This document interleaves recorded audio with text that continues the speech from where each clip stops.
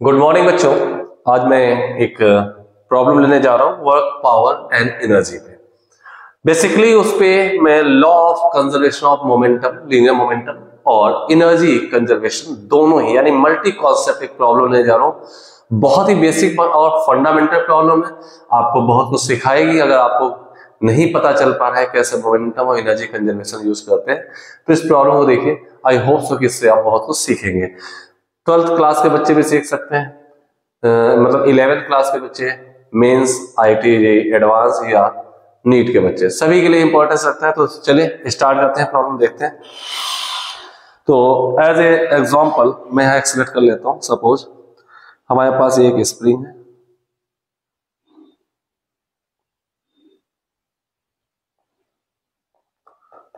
इससे कोई m mass attached and this is placed on a smooth horizontal surface, और इसी पे ही इससे दूर कहीं एक दूसरा m mass v not velocity से मूव करते हुए जा रहा है। मैंने इनकी नेमिंग कर दी a एंड b। मूव करते हुए आता है और ये आ करके इससे टकराता है। इसका कोलिजन जो दिया हुआ है परफेक्टली इनइलास्टिक कोलिजन है, इनइलास्टिक कोलिजन करता है। ए ब्लॉक बी के साथ परफेक्टली इनइलास्टिक कोलिजन होता है। इनइलास्टिक के लिए ई की वैल्यू 0 होती है। तो आपसे पूछा जाता है find maximum compression in spring. Find maximum compression in spring,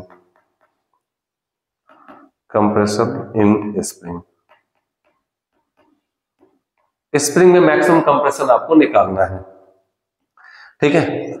तो ये हमारा क्वेश्चन डायग्राम है और ये जो सरफेस है स्मूथ हॉरिजॉन्टल सरफेस है, स्मूथ हॉरिजॉन्टल सरफेस है। अब देखिए मैकेनिज्म समझिए क्या होगा।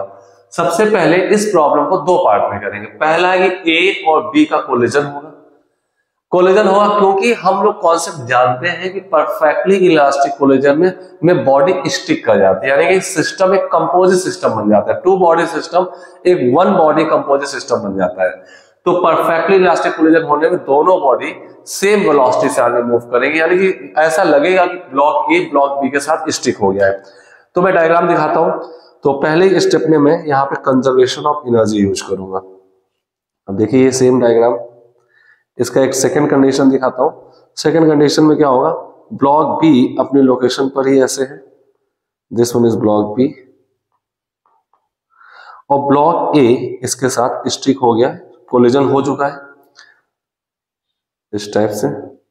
ड्यूरिंग द कोलिजन कोई मूवमेंट नहीं मानते इसे ब्लॉक बी और ए के कंपोजिट सिस्टम में कोई हमने डिस्प्लेसमेंट नहीं काउंट किया। यहीं पे आके कुछ मोमेंटम एक्सचेंज होंगे पहले। तो मान लेते हैं हम ऐसा कि अब इनके पास एक वेलोसिटी ये आ चुकी होगी, कॉमन सी वेलोसिटी v आ चुकी होगी, v वेलोसिटी आ गई है, ऐसा हम मान लेते हैं।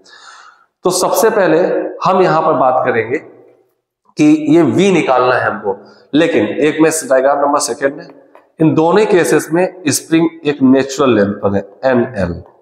नेचुरल लेंथ पे यहां पर भी स्प्रिंग, ये भी उसी लाइन पर है, इसका एंड तो नेचुरल लेंथ पर है। लेकिन जब ये पूरा दोनों a और b ब्लॉक का सिस्टम कंपोजिट एक v वेलोसिटी से आगे जाएगा तो स्प्रिंग को कंप्रेस कर रहा होगा। स्प्रिंग फोर्स इन दोनों के सिस्टम को रिटार्ड करेगा और फाइनली कहीं जाकर रुकेंगे और स्प्रिंग में एक मैक्सिमम कंप्रेशन अपीयर होगा। हमें वही निकालना है। तो मैं एक तीसरा डायग्राम में दिखा देता हूं। थर्ड डायग्राम में क्या होगा, सपोज यहां तक ये सिस्टम पहुंच गया, बी ये है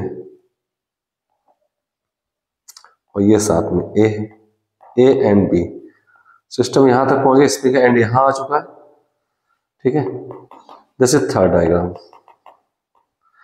यहां से ये नेचुरल लेंथ थी और सिस्टम एंड यहां पर आ चुका है। ये जितना भी डिस्प्लेस हुआ है this is known as the X max. ये मैक्सिमम कंप्रेशन तभी कहलाएगा जब इस सिस्टम की वेलोसिटी अब 0 हो चुकी है। स्प्रिंग कंप्रेस है, स्प्रिंग का फोर्स कांस्टेंट के आपको गिवन है। स्प्रिंग कंप्रेस हो चुकी है, फोर्स कांस्टेंट के गिवन है। तो आप देख पा रहे हैं तीन कंडीशन है, तीन डायग्राम हमारे पास है प्रॉब्लम में। तो हम क्या कर सकते हैं, फर्स्ट एंड सेकंड के बीच में law of conservation of linear momentum लगाएंगे between first and second diagram. First और सेकंड कंडीशन में पहले यहां मोमेंटम कंजर्वेशन लगेगा, क्योंकि चाहे कोई भी किसी टाइप का कोलिजन हो, मोमेंटम कंजर्वेशन ऑलरेडी वैलिड होता, ऑलवेज वैलिड होता है। ठीक है, तो मोमेंटम कंजर्वेशन में कोई सारा स्ट्रेट लाइन में चल रहा है, हम any one direction as a positive, reverse as a negative, यानी कि किसी वन डायरेक्शन को पॉजिटिव मोमेंटम तो अपोजिट वाले को नेगेटिव मोमेंटम मान के इसको स्केलर पे ट्रीट कर सकते हैं, रिजल्ट वेक्टर की तरह आ जाएगा। तो चलिए मोमेंटम कंजर्वेशन लगाते हैं और चेक करते हैं क्या आया। तो initial momentum equal to final momentum. Initial momentum हमारे पास होगा, ए ब्लॉक की बात करें तो mass m into velocity v naught, plus B की बात करें before collision m into 0, B वाले पार्टिकल रेस्ट पे था, इसकी वेलोसिटी 0 थी। इसको तो फाइनल मोमेंटम में दोनों ही चल चुके हैं, तो दोनों का mass m into V plus m into V, हम चाहे तो एक साथ कर सकते थे, तो यहां से m m m cancel, 2v equal to V naught, तो v की वैल्यू वी नॉट बाई 2 आ जाएंगे। v की वैल्यू वी नॉट बाई 2 आ चुकी है, ये v की वैल्यू वी नॉट बाई 2 आ गई पहले दो से बीच, यानी इस composite system V naught by 2 speed से आगे बढ़ेगा, ये हमारे पास एक इक्वेशन पता चल चुकी है। अब हम बात करते हैं सेकेंड और थर्ड के बीच में law of conservation of energy लगा देते हैं। Law of conservation of energy between second and third. Law of conservation of energy between second diagram and third diagram. Conservation of energy लगा दें।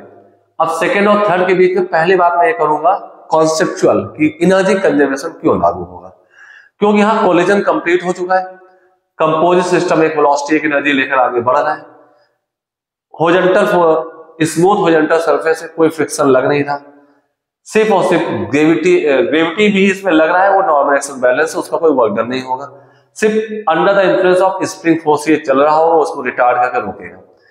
तो स्प्रिंग फोर्स और ग्रेविटी ये दोनों ही conservative nature होते हैं, बाय डिफॉल्ट ग्रेविटी भी यहाँ कोई वर्क नहीं करेगा, तो सिर्फ स्प्रिंग फोर्स वर्क कर रहा है, कंजर्वेटिव नेचर है। और law of conservation of energy लगाने की मैंडेटरी कंडीशन होती है कि आपको सिस्टम में सारे फोर्स कंजर्वेटिव नेचर ही होने चाहिए। अब कुछ बच्चे क्या करते हैं, फर्स्ट और थर्ड डायग्राम सीधे विजुलाइज कर लेते हैं, इनके बीच में एनर्जी कंजर्वेशन लगा देते हैं। मैं बताता हूं ये कॉन्सेप्ट गलत है, क्योंकि फर्स्ट और थर्ड के बीच में अगर आप सीधे कंडीशन एनालाइज करें और कंजर्वेशन ऑफ एनर्जी लगाएं, तो आपके सामने कंडीशन लेके परफेक्टली इनइलास्टिक कोलिजन है, और परफेक्टली इनइलास्टिक कोलिजन में एनर्जी का लॉस होता है, तो आप डायरेक्टली एनर्जी कंजर्वेशन नहीं लगा पाएंगे, इस बात को ध्यान रखिएगा, क्योंकि यहाँ पे एनर्जी का लॉस हुआ है।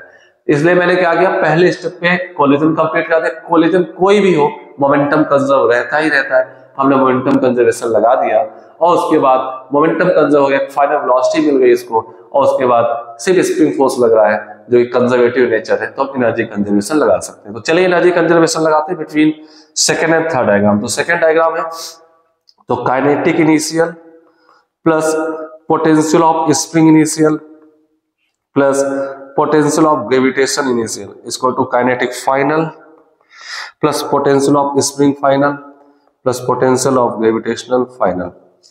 क्योंकि ग्राउंड पे लेवलिंग का बदला नहीं, तो ग्रेविटेशनल पोटेंशियल खैर दोनों भी 0 थी, लेकिन मैंने फिर भी लिख दिया है।